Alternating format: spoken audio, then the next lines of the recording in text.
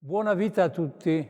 Sono Don Franco De Marchi, il parroco di San Floriano. Sono un prete religioso dei canonici regolari lateranensi. Con grande gioia accogliamo questa iniziativa del Comune di Castelfranco Veneto per far conoscere le opere d'arte che ci sono nelle nostre chiese. Anche San Floriano ha delle opere d'arte significative che è importante conoscere perché queste opere d'arte sono un trade union tra la vita normale delle persone e la spiritualità. Grazie per questa iniziativa così importante.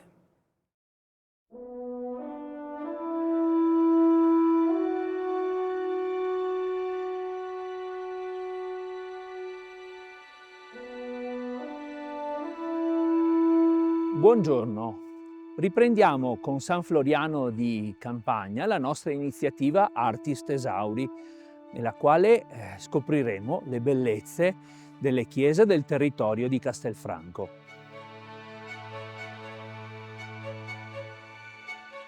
La chiesa di San Floriano, di questa frazione del comune di Castelfranco, che dista circa 5,5 km dal capoluogo, si trova sul tracciato di un'antica via consolare, la via Postumia, costruita nel 148 a.C. da Albino Postumio e che univa i due grandi porti dell'Italia del Nord, il porto di Aquileia, che guardava verso oriente, e il porto di Genova.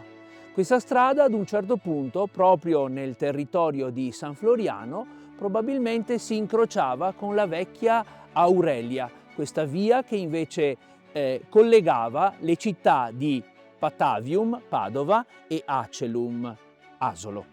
Queste importanti vie di comunicazione, che furono il fiore all'occhiello delle infrastrutture di epoca romana, furono anche il motivo per il quale le popolazioni barbare, a partire dal V secolo in poi, poterono arrivare in Italia e stanziarsi in queste zone.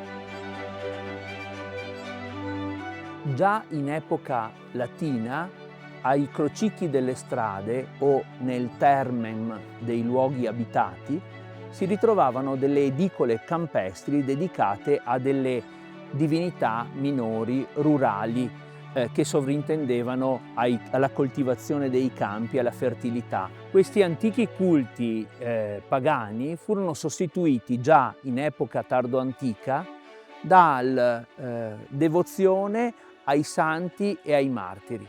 È probabilmente questa l'origine del toponimo San Floriano, portato probabilmente da popolazioni germaniche scese proprio durante le invasioni barbariche.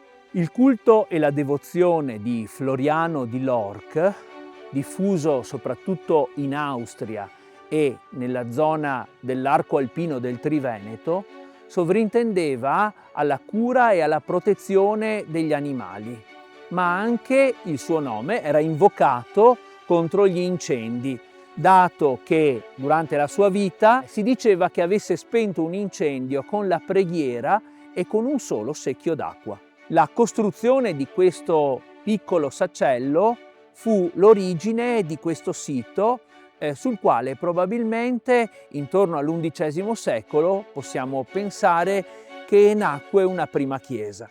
Sappiamo che nel 1279 San Floriano faceva parte già del feudo di Castelfranco. Nel 1330 la cappella di San Floriano era soggetta all'antichissima pieve di Salvatronda.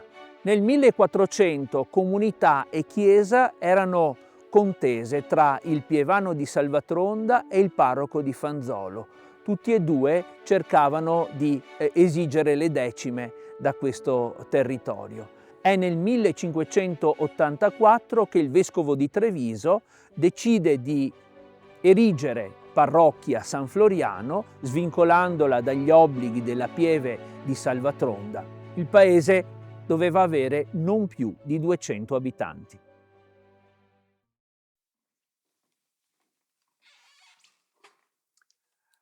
Ascolteremo ora un estratto dalla cantata numero 142 di Johann Sebastian Bach, composta a Lipsia agli inizi del XVIII secolo per il tempo di Natale. Originariamente era pensata per voci soliste, coro, 2 flauti dolci, 2 oboi, archi e continuo. Vi proponiamo oggi il concerto iniziale della cantata in una trascrizione per il nostro organico e il quarto coro nella sua forma originaria, dove però la parte corale viene eseguita al clavicembalo. Buon ascolto.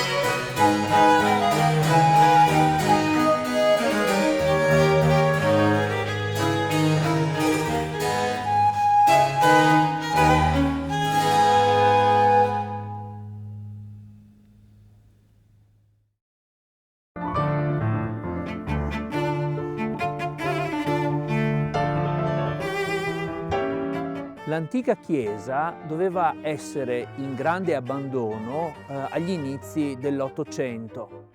Si ricorda che nel 1801 fu depredata e completamente spogliata dalle truppe francesi che scendevano in Italia. Dell'antica chiesa parrocchiale non abbiamo delle grandissime notizie. Sappiamo da Francesco Scipione Fapanni che al di fuori della chiesa campeggiava una grande immagine di San Cristoforo. La chiesa venne demolita nel 1845 ad opera del parroco Don Chini, che affidò la progettazione del nuovo edificio parrocchiale a Antonio Diedo, architetto veneziano. Il progetto del veneziano Antonio Diedo però ebbe molte contrapposizioni all'interno della comunità e venne affidato il compito per la nuova parrocchiale ad Antonio Barea da Castelfranco, ingegnere, uno degli ultimi epigoni della scuola di Giordano Riccati insieme con Michele Fapanni. Responsabile tra l'altro del restauro ottocentesco del teatro accademico, nonché della progettazione, secondo lo schema del Preti, dell'atrio e della facciata dello stesso teatro. Come si può ben vedere, la chiesa è pervasa da un chiaro gusto neoclassico, si presenta come una chiesa ad aula unica, tripartita al di fuori con paraste e timpano che disegnano sulla facciata una sorta di pronao. L'uso dell'ordine ionico, che vediamo in facciata e anche all'interno della chiesa, che nell'antichità era attribuito ai templi delle divinità giovani, viene trasposto in epoca cristiana ai santi e alle sante martiri.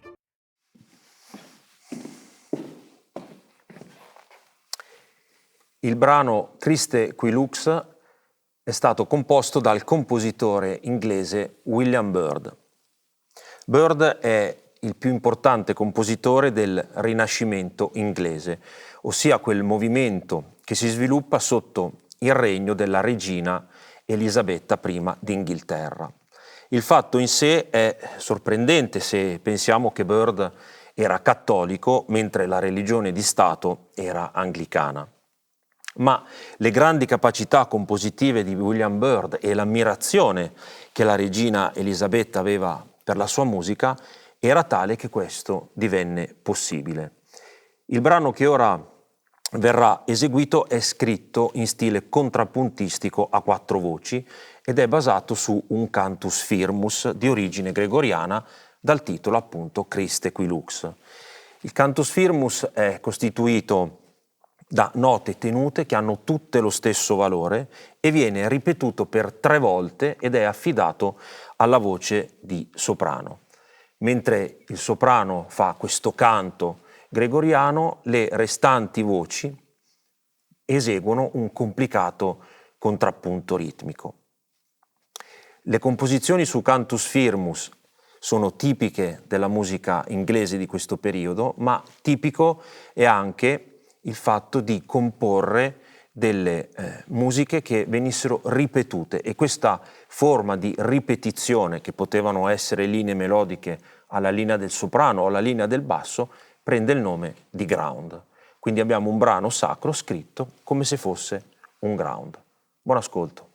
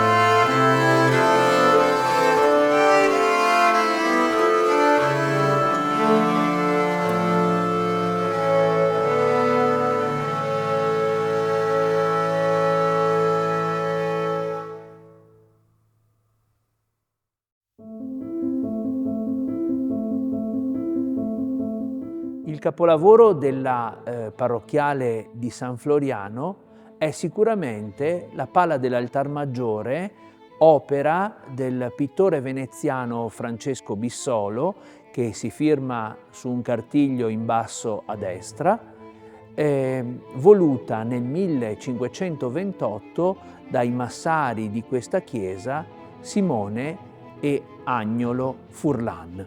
Dal punto di vista compositivo, l'opera ricalca la tipologia della Sacra Conversazione di matrice belliniana già in voga alla fine del Quattrocento. L'impostazione, come vediamo, è di tipo piramidale. Al centro sta la Madonna in trono con il bambino e ai lati, in una composizione molto bilanciata, I Quattro Santi. Da sinistra la Santa Martire Caterina d'Alessandria, con la ruota dentata spezzata, strumento del suo martirio. Più oltre la figura di Floriano, con lo spadone da milite romano e la palma del suo martirio. Ancora oltre la figura di San Liberale, patrono della diocesi trevigiana, e infine Barbara, che esibisce una piccola torre ricordando la vicenda della sua prigionia. Molto interessante anche la figura dell'angelo musicante, ormai adolescente, che suona il liuto, strumento molto in voga durante tutto il Cinquecento. Presenza degli angeli musicanti, invenzione belliniana riscontrabile in molte opere di questo periodo in area veneta, vuole raffigurare e rimandare alle celesti armonie del paradiso che sovrintendono all'armonia mundi, cioè al ritmo impresso dal creatore al creato. Non sappiamo molto della vita di Francesco Bissolo. Nel 1492 lo ritroviamo come indoratore nel cantiere della Sala del Maggior Consiglio in Palazzo Ducale. È uno degli epigoni di Giovanni Bellini, colui che potremmo dire diffonde il verbo belliniano all'interno del territorio veneto. La pala della parrocchiale di San Floriano ricalca dal punto di vista compositivo anche un'opera di un altro belliniano presente nel territorio.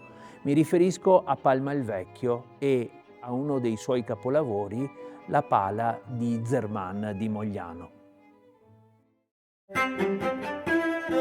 Rileggendo la Passio Santi Floriani scopriamo che il martire austriaco era un soldato veterano romano con dei compiti presso la città di Cetia.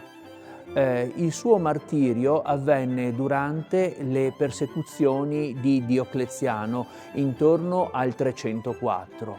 Floriano professava la sua fede in segreto, ma quando seppe che un gruppo di commilitoni era stato arrestato proprio per la fede cristiana, si unì a loro e accettò il martirio.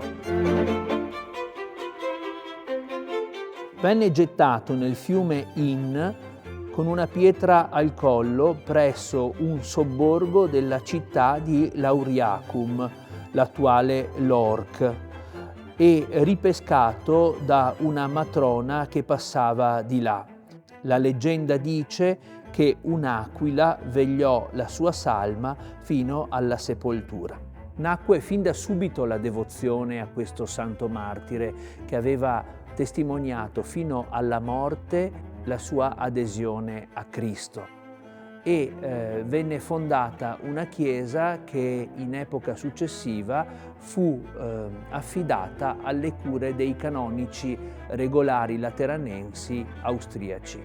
Una felice e emblematica coincidenza, dato che anche la comunità di San Floriano di Castelfranco dal 1997 è affidata alle cure di una comunità dei canonici lateranensi. Vivo ego dicit Dominus è un brano scritto da Alonso Lobo, uno dei più importanti compositori insieme a Da Victoria del barocco spagnolo. La composizione di Lobo da un punto di vista stilistico risente pienamente dello spirito della Controriforma. Il brano è anche caratterizzato da un colore scuro, particolare questo tipico della musica spagnola post-tridentina. Vivo ego è una composizione a quattro voci in stile contrappuntistico che unisce ad una scrittura delle singole voci uno stile alla Palestrina, maestro italiano indiscusso della capacità stilistica di scrittura vocale contrappuntistica, ha un uso della dissonanza molto sapiente, tanto da conferire nell'insieme alla composizione un carattere particolarmente levigato. Buon ascolto.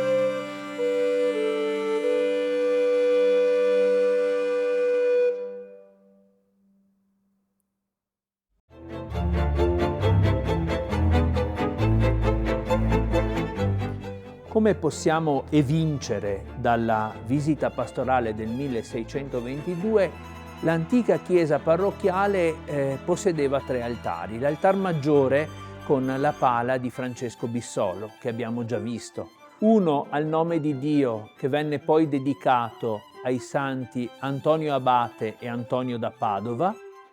Ed infine l'altare della Madonna del Rosario. Il pregevole manufatto ligneo e policromo, realizzato proprio nel 1622 per l'istituzione della Confraternita del Santissimo Rosario, risente della statuaria della prima parte del XVI secolo, che vedeva in Jacopo Sansovino uno dei maggiori esponenti e innovatori.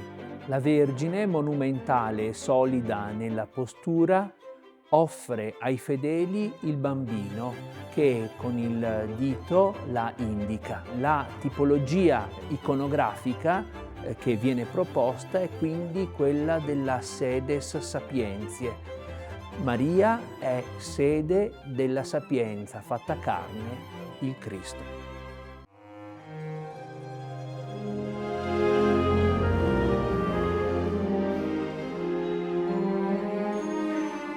Gli inizi del Seicento vedono tra l'altro un grande fermento dal punto di vista economico e di rilancio del territorio della Castellana, grazie all'attenzione che la Serenissima pose su questi territori dell'entroterra caratterizzati da grandi proprietà di patrizi veneziani.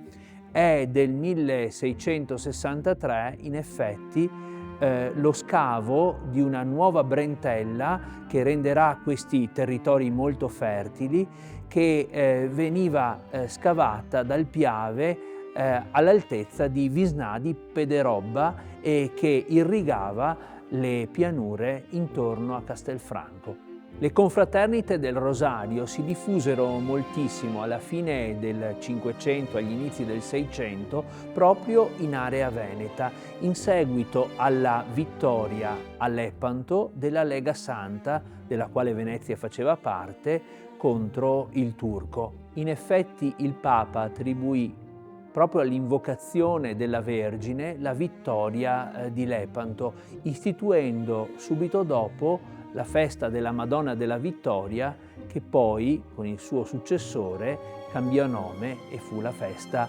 della Madonna del Rosario.